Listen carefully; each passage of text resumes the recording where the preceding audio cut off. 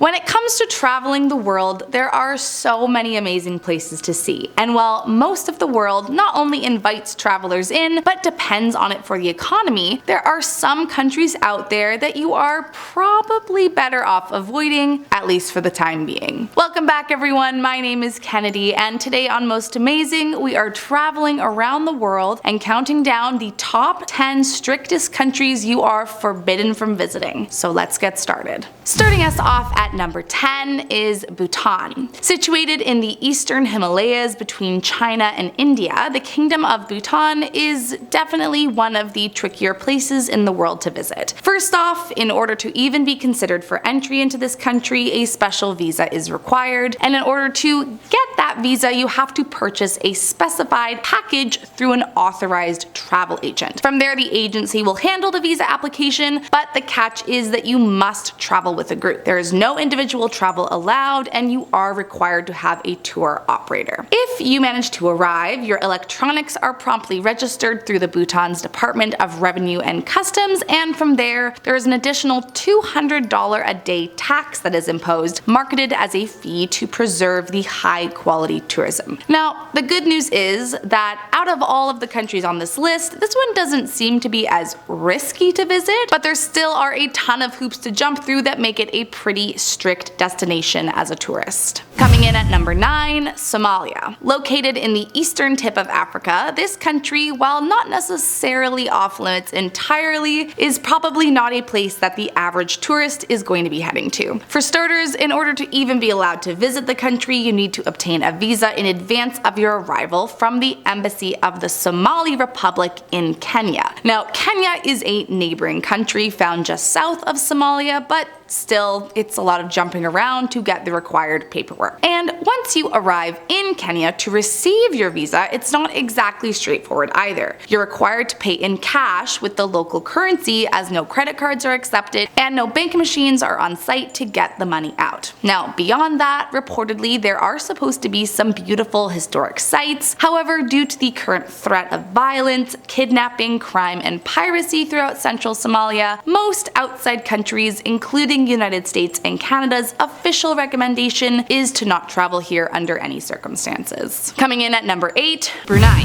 To be honest, out of all the countries on this list, this one is probably one of the safer ones to visit in general, but it still takes a bit more work to arrive than traveling to more popular worldwide destinations. In terms of clerical work, you need a special tourist visa for any stay longer than 2 weeks, and your passport has to have 6 months valid beyond the date you expect to leave Brunei. In addition, you have to register for and possess an e-arrival card prior to landing in the country and prove that you do not have any communicable diseases. If you can check all those boxes, well then my friend, you actually can enter this country. However, just be careful, as Brunei is an absolute monarchy ruled over by a sultan who follows a mix of Sharia and English law. So if you break any of the laws, you can be subject to prison. Plus, as recently as 2019, the sultan attempted to establish the death penalty by stoning for gay people, and it is still very much illegal to be gay here. So it's not exactly the most welcoming place for many people, let's just say that.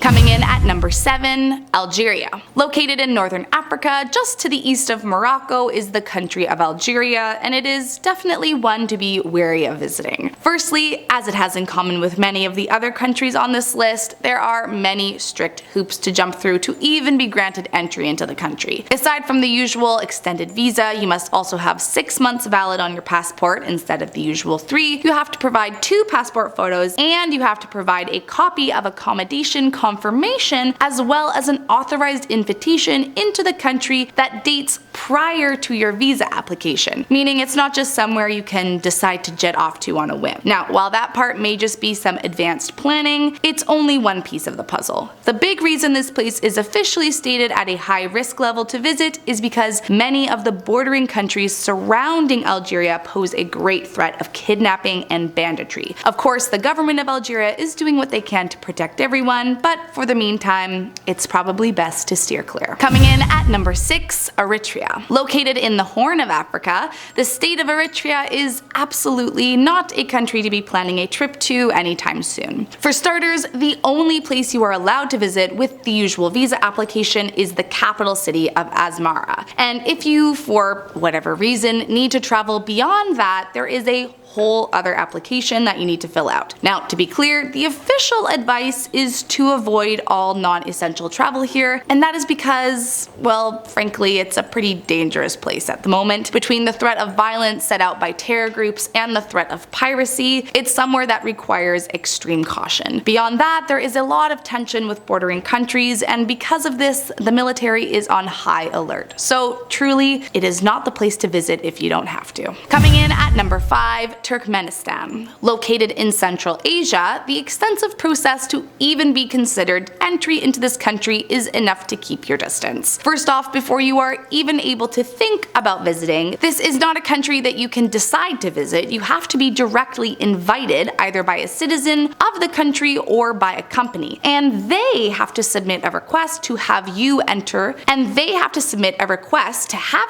to the state migration service. If the request to have you enter is approved, you will then need to apply for a visa, and upon arrival in the country, there is a migration card that you have to register and pay for in order to be granted. From there, if your planned stay will last longer than days, you must notify authorities and register your visit, as well as deregister once you leave. Failure to do any of these steps can result in fines, arrest, and even deportation. Now, put aside the leaps you have to make to be allowed to enter. According to official travel advice from the government, this place is a very, very high risk due to tensions in the region with bordering countries, especially for women. So really, it's just not the place to visit. Next up in our number 4 spot, Saudi Arabia. Officially the Kingdom of Saudi Arabia, this country happens to be a bit of a mixed bag of requirements depending on the country of origin the visitor is hailing from. On one hand, citizens from Kuwait, Bahrain, Oman, or the UAE do not require a visa for entry and can pretty much travel freely. However, if you are coming from just about any other country, a special visa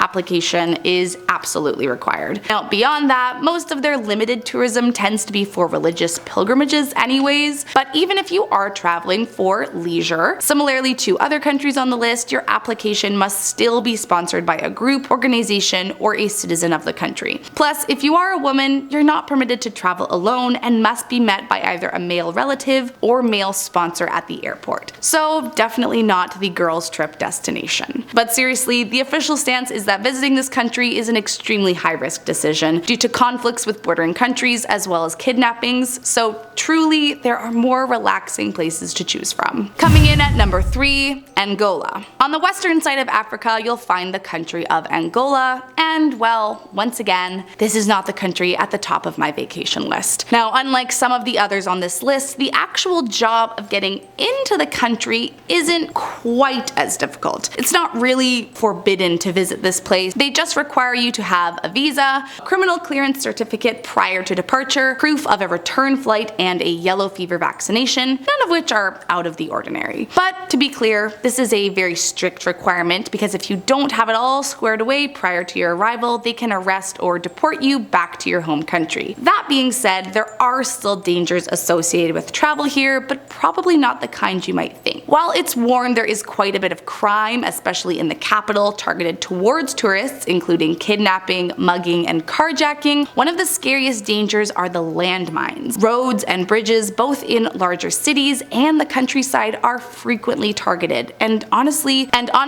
you just never know when you could come across one. So just take the official travel advice and avoid this one. Coming in at number 2, Syria.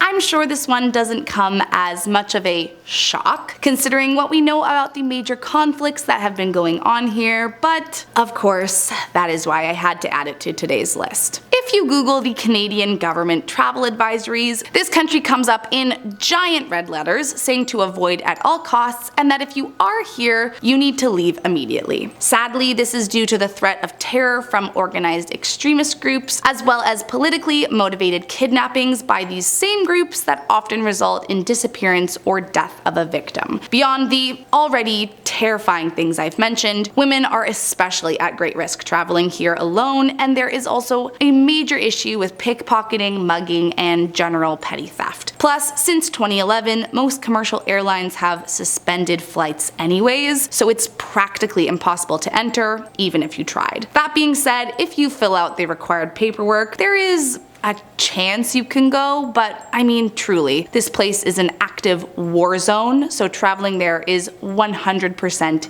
a bad idea. And last up in our number 1 spot, North Korea. Now I'm sure most of you knew this one was coming. I mean, it's pretty well known that traveling to North Korea was never the easiest thing in the world to begin with, and actually since 2020 it's been off limits anyway due to the global you-know-what. However, that wasn't always the case. Prior to that, you were technically able to visit. I mean, well, sort of, depending on the country you lived in, but the hoops you had to jump through to get there, mixed with the strict conditions that followed in order to be a tourist here, made it not only a nearly impossible destination, but a very dangerous one too. When it came to North Korea, the only way to be allowed past the borders was to A, have a valid visa for entry detailing the specific date of arrival, and B, book an official group tour, all of which are government run and owned. From there, if you follow all the strict application rules and manage to actually get in the country, there was no moment where you weren't being strictly watched and guided through what you were permitted to see, which to me is not how I want to spend my vacation. Okay, but seriously, there are literally so many things that can go wrong, and people have legitimately been arrested and jailed for years simply for removing posters from a wall. And even if borders do open up again one day, you are 100% putting yourself at risk traveling here, so just don't do it. Well, that's all I've got for you today, friends. I hope you liked this video. If you did, make sure to hit that subscribe button, and I'll see you next time.